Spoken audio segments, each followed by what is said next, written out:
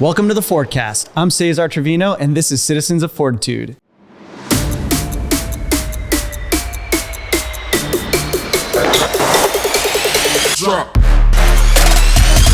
I like that one. Cesar's here. Cesar Not Caesar.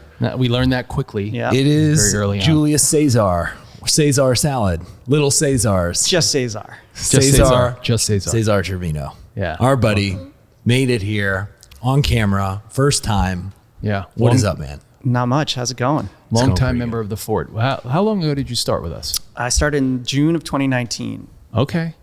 So we're looking at 3 years just passed by. We're coming up in 3 years. Minus like a year for when no one was training. But we trained. yeah, but we trained. We Yeah. done it Why are at you home. still here?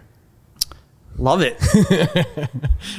Well, I mean, we were talking before that you did a bunch of things. Why do you think you stuck around? Like, what's been going well that you've been doing this consistently? It's a super you think? sustainable workout, right? Yeah. I feel like I'm able to get a great variety of strength and conditioning and cardio.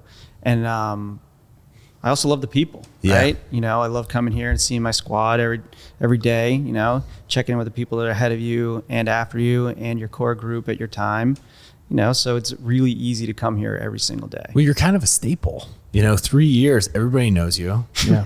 Your name has been on the wall hundreds of times. I mean, 3 years, you probably what? Do you know how many visits you've had? Like 500? I don't know how Somewhere many around visits there? I've had. We'll have to look it up, but it's multiples of hundreds. I'm sure. Yeah. know? I mean, we worked out through COVID, we kept it going. Really enjoyed the workout. I love getting stronger. You know what I mean? It's Well, and you've packed on a significant amount of muscle from when you started. yeah, I gained 20 pounds in the Right. last 3 years being here. I was like super lean, super weak. I was just breaking down, and I knew I needed to do something for the positive to get stronger and make my kind of health journey, better. Yeah. And you feel like you're on a good trajectory? You I like do. the I future? feel like I'm in a good place, like a good weight that I'm able to kind of fluctuate from. If I need to peel a few more pounds, I can. But a really committed lifestyle of eating healthy, consistency, the discipline of coming. 4 to 5 days a week is important, and be able to work it into my schedule. It's just like an important part of my day. That's cool. And you have an awesome day. Like, you ride your scooter. You tell everybody what you do for a living, how old you are, the basic background stuff. I'm 44 years old. I'm a general contractor here and specialize in residential construction in the city. So we basically renovate lofts, brownstones, high-end apartments in the city. So, we run And 3 you're to 5 an multiple entrepreneur. You own your business. I own my own business. We opened up in 2006 here in the city. I'd started in construction when I was 16 years old. Did it all through kind of high school and college. Moved to New York City in 2003. Just moved in with a few friends. Worked for another construction company, but my goal was always to be out on my own. Yeah. And then I learned quickly kind of the style of New York City and just took the plunge. Yeah. And started my own business. What was it like when you started your own? What were you doing right before that? And then what motivated you to make the jump? Now's the time. Now I'm going to do this for myself. Yeah. I mean, I was always in businesses where I gave it, 150%. You know what I mean? I had all of my time went into the business. I was growing these businesses. We were super successful. My bosses were always really counting on me. And I worked myself to a situation where I was always kind of running the business for them. And I knew at that point where I'd gotten to a place that was I'm killing myself for somebody else. It's time to do it for myself. And the advantage of kind of working all the time is you don't spend a ton of money. It's kind of all socked away. Yeah. Especially at that age. So, I was really How fortunate. old were you at that point? 26. Yeah. That's pretty young. Yeah. For somebody to start their own business and for somebody to feel like they have it figured out, competent enough to where I could do this. I know how it works. Yeah. But I mean, you also learn a bunch of mistakes along the way when you're working with other people. You saw what you did and how they handled certain situations. And it's a lot about learning about what not to do. Yeah, definitely. Because building stuff is probably the easy part, but it's all navigating everything else and business decisions and being smart and not being inconsistent in your decisions, but like being, very motivated and focused.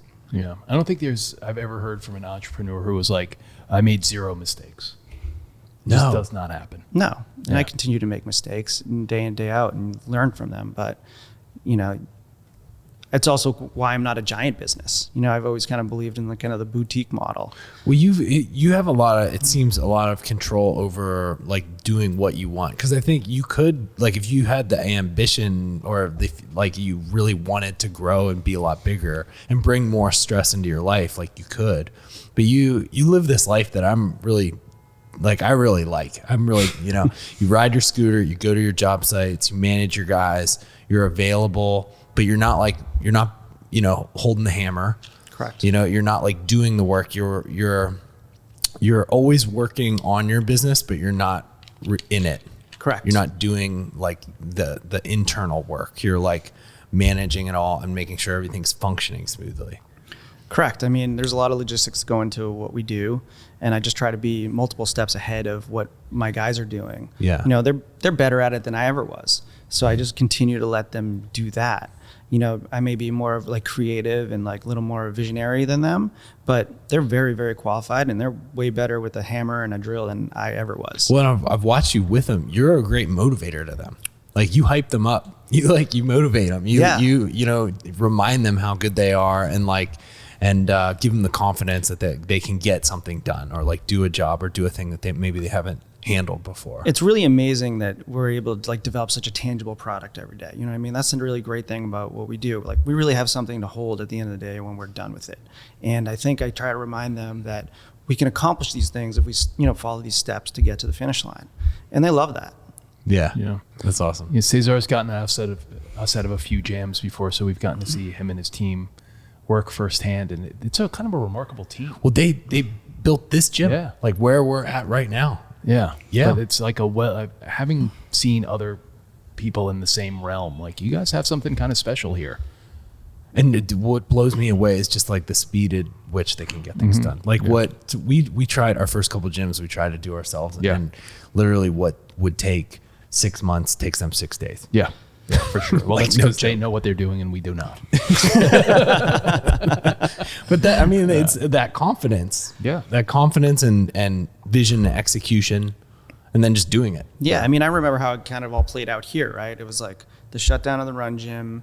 And then it was like, I was literally on vacation and I was like, wait, what just happened? I ran my fastest mile I'd ever ran in my whole life yesterday, and this is gone. Yeah, and we just like closed the run gym. Yeah. And he's like, don't worry, we got a lease on another space. And I'm like, what? So I get back, we come in here, we meet here, and I'm like, okay, what are we doing? And you're like, we're just gonna do all this stuff. I'm like, who and when? He's like, well, do you want to do it? I'm like, yes, I think we need to do this now. Yeah. You kind of like set such us urgency. Straight. You gave us guidance and urgency. Like you're like, this needs to happen like right away. Like we need to start this right away. Yeah, I mean, there was no time to wait. Yeah, because we had 2 gyms worth of people that were all going to pack into one gym for a month. Right. And they like put up with it, but we had like 4 weeks. Right. To We knew get that. this ready. We knew that people would be willing to do it for a month. Sure. And that was about the limit of how long people would deal with the inconvenience. Right. And that was exactly, we nailed it. We actually nailed that timeline. It was almost exactly 1 month. Yeah. But like there were holes in the floors here and stuff. The floor wasn't like, we couldn't use the floor. We had to reinforce the floor. That was the first thing that you were like, this floor needs to be rebuilt or like fortified. Correct. Because it's not gonna handle the loads. We brought in all the structural plywood, reinforced the flooring, made it flat, usable. I mean, we had to compensate for the weight that we were going to bring in with the sleds. So all that stuff, played a part in the thought process, pulling this all together. Yeah. Yeah. This would have fallen through to the first floor by now. Dude, we would have made big mistakes. Yeah. It would have been bad. Yeah. Yeah, exactly. All right. So point is, Cesar has saved our ass more than once. I'm in construction. They're not. But I do love that you're able to take on this like next level responsibility at like 26 years old and now you're still doing it, but you're doing it in a way that you want to do it. You know, you've got a lot of control and handle over like the size you want to be, the projects you want to manage. Where do you think it'll go from here? Like, do you think you'll pass it on to another like ambitious young 26-year-old and like kind of teach them the ropes? Or do you see yourself doing this like just as this is what you do and you're going to keep doing it like on some level? I mean, forever? I really enjoy what I do. Yeah. And I think I'd always do it at some level, even if it's not my business. You know what I mean? Like, Yeah. I enjoy building, you know what I mean? So I think it would be part of my life irrespectively. Do you have any projects personally that you would like to accomplish for yourself? Like, do you ever like want to build a beach house or like for yourself or, you know? Sometimes, you know what I mean? I think it's hard to kind of have that conversation. I just feel like there's not enough time for a beach house. Yeah. You know what I mean? It's like you try to have like this realistic mindset of like what you have time to accomplish and stuff like this. So I've had fun building 2 of my own personal homes here in the city, and those have been super fun and really accomplished what we needed at the time to enjoy what we have and being able to do that. And that's very gratifying, you know, and being able to, you know, provide for your family and give them what they need on like how to work functionally in a home here in New York City, which is not typical. Yeah. And it's awesome. You get like, I was with you the other day, you got to pop in, just go home, see the boys, you know, in the middle of the day, you have a lot of control to like hang with your family if you need to, or like be available for flexibility them. on that standpoint, you know? So, I mean, even in my business, I'm fortunate enough to be able to kind of pick and choose my projects. I kind of want to work with good people, fun projects, creativity, and the networks that I know. And, you know, it's worked out. Yeah. And we were talking about this before, but Cesar always comes across to me as a guy who lives life with like a high level of satisfaction. Mm-hmm. Like you found like a good ground of like being successful, but not overwhelming yourself, picking projects that like fit into your daily life. Like a lot of times if you're running your own business, like a work-life balance is a very challenging thing, but you seem to have like kind of solved for that better than most. I mean, I have no real good answer for that. You know what I mean? It's, when you first start your business, you take all the projects, you know, and you kind of see how that goes. And you kind of get into a rhythm of, you know, what certain projects ask of you and how much time they absorb of you and how inefficient they become by taking them at certain sizes. So you start like figuring out what scope of works efficiently for your team and you and are profitable, and being able to find certain size projects that will be efficient and still bring in revenue and keep everybody busy for X amount of time. You know, small projects aren't really my great wheelhouse. You know, they just take too much running around, a lot of like heavy lifting. The spaces aren't very big. There isn't a lot of staging in New York City. So, you know, we try to pick little longer projects that last, you know, 6 months to a year, where that becomes very like routine. You know, like, you know where you are, you know how your contract's going to be, you know when you got to be done, and guys have, you know, a place to hang their hat every single day, and eliminates a lot of cost. Yeah. So like 6 months to a year, like these are like pretty significant renovations that you're doing. Yes. And like the value that you get or see from it is like you're going to the same spot. The guys know where they're going. They're working on the same projects. They're developing it like over time. Yeah. That's cool. Yeah. I think you described it to me once as you want projects where you can leave your tools. Yeah. Right. Like you don't have to like carry your tools in and out every day. Like you just leave them there, and that's where it is. And we're setting up shop here for a while. Yeah. Just getting inside of a building in New York City is a, you know, 2-hour process. You know, they let you in at a certain time. They all get in a big elevator with a bunch of other contractors, and they got to get to their floor, and then they have to protect like the hallways, and then they have to start working. And by then they've already lost 45 minutes, and then they got to do the same thing on the way out. Right. And the day's probably an hour shorter. So you have to manage for that. Yeah. So then even like you'll be selective on the types of buildings that you work in. Yeah. Like it's way different if it's like a brownstone and you have your own access. Right. Like or if it's like a giant doorman building with like, you know, hundreds of units, and you have to like consider all your neighbors and like the hallways and the shared space and access. And Correct. All right. Worst building to work on in New York City. What's the type? Anything over 30 stories. Okay. So just big buildings. Big, tall buildings. Okay. Fair enough. But yeah, imagine if you're like up working on like the 80th floor of something. Yeah, you just got to schlep up there every day and make it happen. It's probably hard to get just run out and get coffee and Right. They can't, yeah, you just can't do it. you can't have a smoker, right? In that scenario. Dude, I watched. This is like a little bit off topic, but I watched this how they built this show on. I think it was on Hulu, and they did that 88-story building on Central Park South.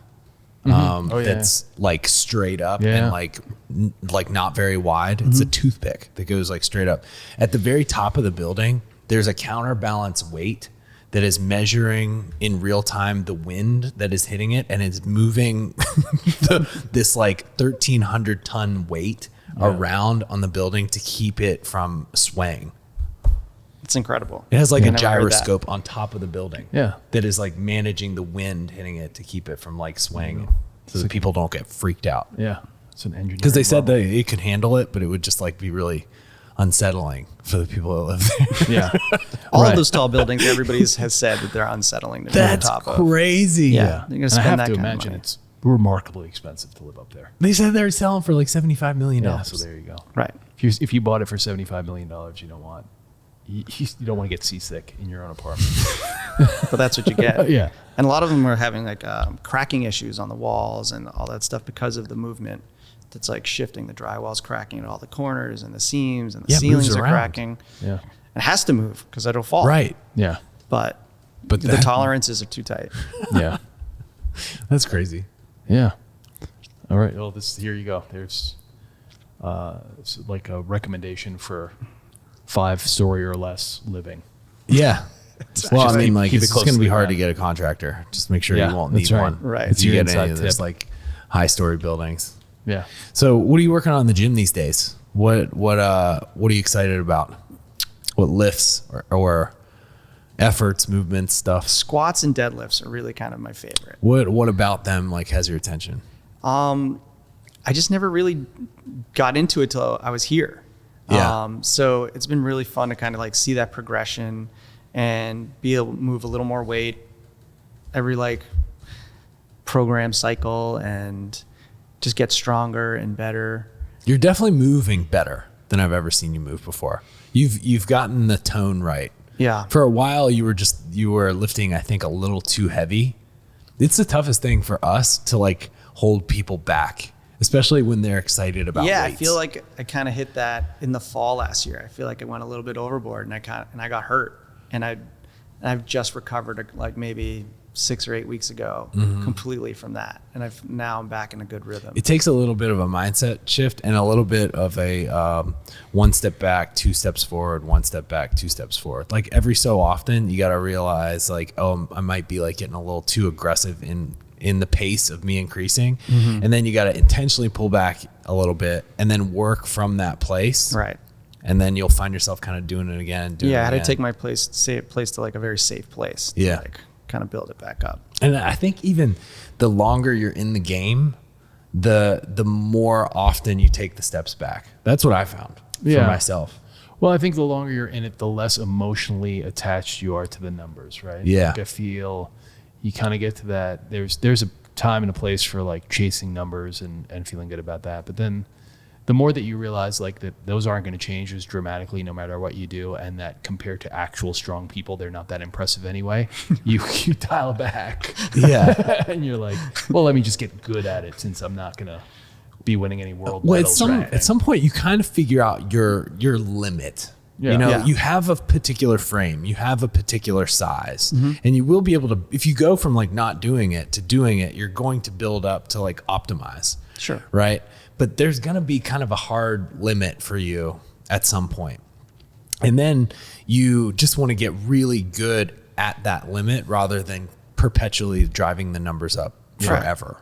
Yeah. Right? And I also think we all have our person we're chasing on the board, right? Yeah, that you too. know what I mean? So as much as you're always looking for that baseline where you're at and make sure you're progressing in some sort of fashion, or even the people you work out with every day, right? You know where everybody kind of stands, you know where you have to fall, and but either way, everybody still brings it. Right. Yeah. I do my best when I see someone else do something well.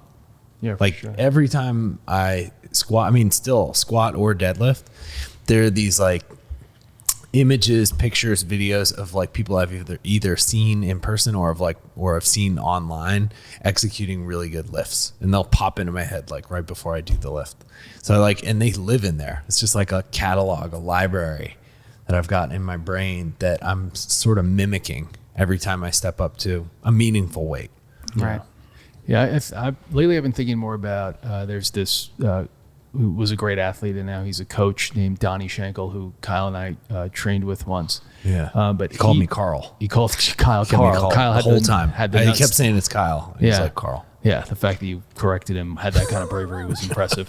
But He told me it was Carl. Yeah, but he's got this idea of like, rather than like maximums, of minimums. Like, what can you hit every time you walk in the gym? No questions asked. Like, Yeah. do it great, nail it every time. What could you hit? No warm up. Yeah. You've got Like the flu. Yeah. You've had no You make sleep. Like, what do you make Yeah. every time, no matter what? Right, and his thought was like, drive those minimums up. That's more important than driving up the maximum. And I think that's actually like just really good advice.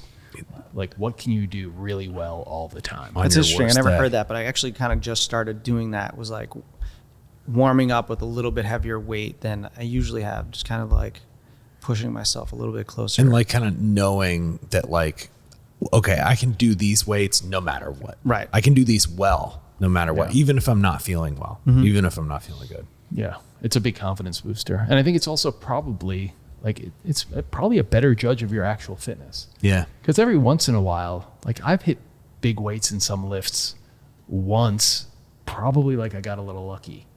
You know what I mean? And it's like, well, Definitely. that's not really a great indicator of like what I'm capable of. Like, it was fortunate and I made it, but like the ones that you could hit all the time, that's probably a better indicator of like really where you're at. Because you own it. Yeah. Like it's yours no matter what, no Yeah. matter the conditions. Yeah. Yeah, it's way more meaningful, I think. It's a lot harder to measure.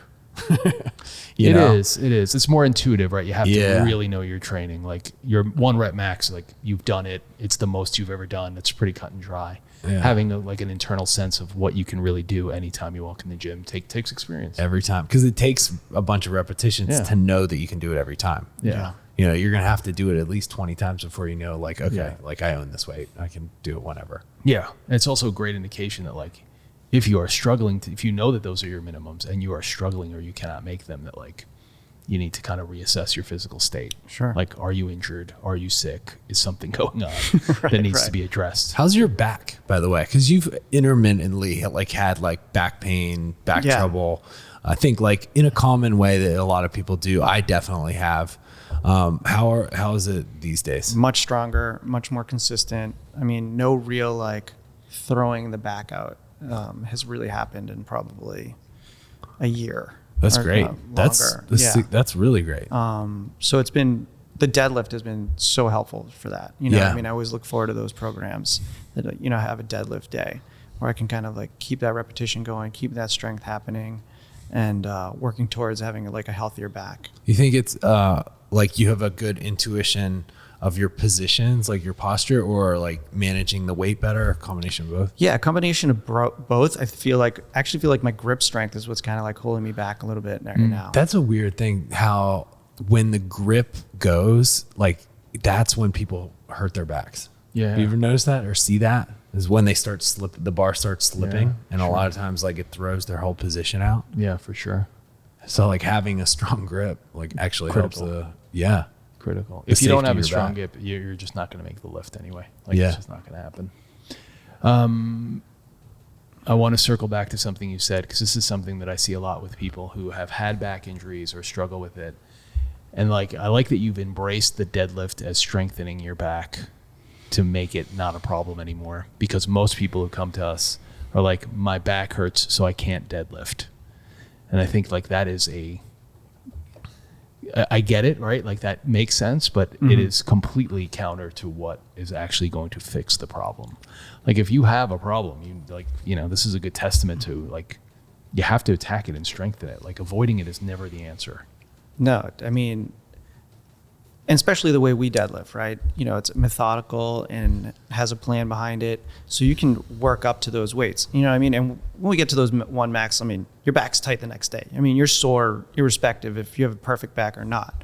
And it'll show from that experience. But it has tremendously helped my back over the last 3 years to get stronger and more comfortable and like in so many different movements.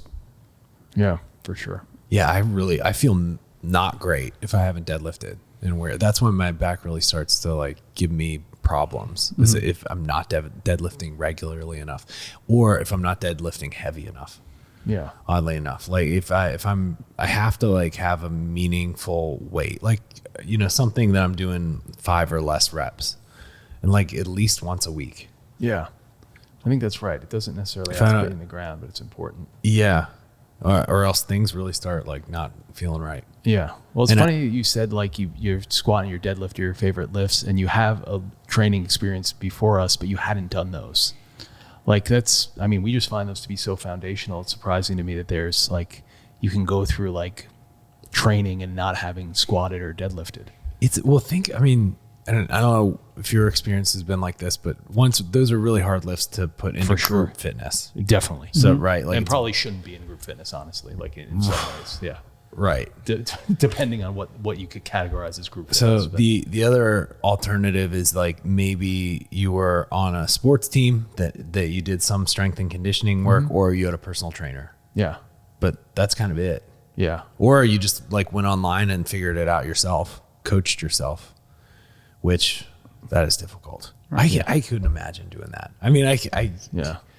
I guess, you know, there's some people that figure it out, but that seems really difficult. Like, Yeah, I mean, I think that's what kind of like brought me here. You know, I was doing like a sports training conditioning program, and had made all the right goals that I thought I wanted. I wanted to lose weight. You know, I mean, I was getting faster. I thought I was getting stronger, but I was getting injured a lot. You know what I mean? It was the back, it was the wrist, it was this, or it was that, the shoulders. But I knew I wasn't strong. And that's kind of really what made me like kind of look out for, you know, a place to get strong. do you And feel strong? I do.